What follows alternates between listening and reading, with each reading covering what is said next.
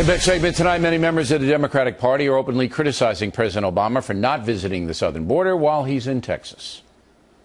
I wish the President of the United States were going down and visiting the children and visiting the site tonight. When he is shown playing pool in Colorado, drinking a beer, and he can't even go 242 miles to the Texas border. I had the responsibility to go with President. I served President Clinton to many places that were, for example, a tornado struck Alabama. I remember it was a tragic day.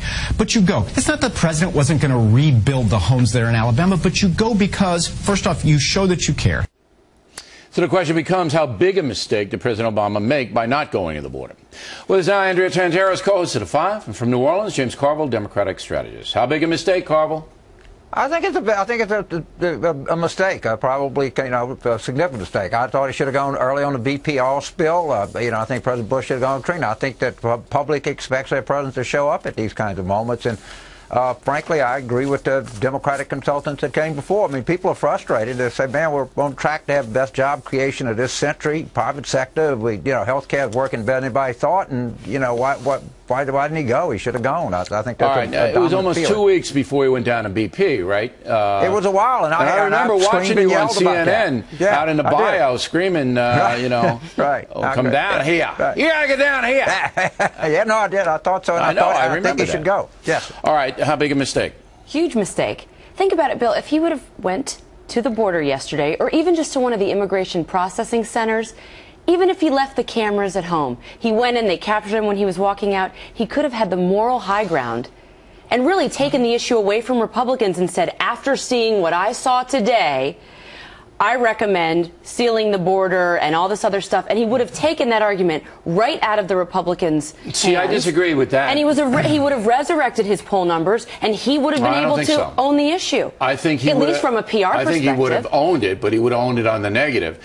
But I do agree with you that he should have gone down there. But I don't think it would have done him a lot of good in the polls, because I think everybody, as I said yesterday, everybody knows it's his fault. It's absolutely his fault. He's the president. He has the power to put the guard on the border to stop it. He didn't do it. He was told by Governor Perry 6 months ago it was happening. He did absolutely nothing. But as John McCain said here last night, Carville, the worthiness of it is to thank the relief workers, to thank the religious people who are working with the children every day, to thank them, and to keep it humanitarian, not political. That's what he could have done. Well, I think that clearly, but let me tell you, man, it's the Border Patrol people. It's hot in Laredo and Del Rio and Brownsville this time of year. That I can guarantee you. And this is a first-class humanitarian thing. They're having to deal with this.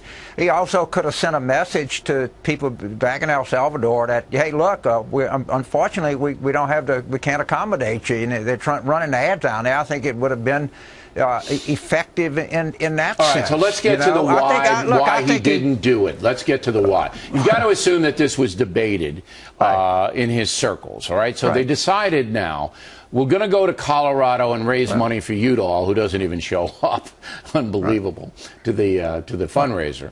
And now we're going to put you in a position where you're going to be playing pool and walking around downtown Denver and, looking light. Now, he's got to know that the media is going to take these pictures and juxtapose them with the kids at the border. Does he not have to know that? Well, even if he's going to go on and he's got to do things. I just think, forget the Denver thing for me. He should be down there. The public wants you to show up at these things. I think you had advised Clinton. All right, I would have advised him to go. I know you would have, but it's the pictures in Denver that are killing him now. Bill, he didn't go because he and his press secretary, Jay Carney, repeatedly told us that they sealed the border, and he's been a leader on this issue. And he believes that the media is going to cover for him if he doesn't go. Now, you and I actually agreed earlier. If he would have gone to the border, Bill, he could have made the case on the humanitarian side and made Republicans look mean and nasty and anti-kid. Let's address this. We're all savvy here politically. This is what we do for a living. All right? He goes to Denver. All right? He knows he's walking into the lion's den in Texas, and he's shooting pool. Well, he doesn't figure out that you're going to juxtapose the pool playing and beer drinking with the poor kids lying on the floor? Come on. If he didn't learn it after the Times Square bombing, the BP issue, Benghazi, he's not going to learn it now. Is And that I your think opinion? he's He's just surrounded by tone-deaf, staff Bravo? that aren't like a James Carville look, to tell him not to go. We're talking, this is the first president since Eisenhower to get over 51% of the vote twice. So look, in his mind, he thinks he's a pretty good politician. I think he's made a mistake. And again, and everybody I talk to thinks he's made a mistake. Look, it's almost unanimous. Right. Even the people who are fanatically pro-Obama, they're just not saying anything. Andrea, as always, thank you. Thanks, Bill. You bet. Thank you.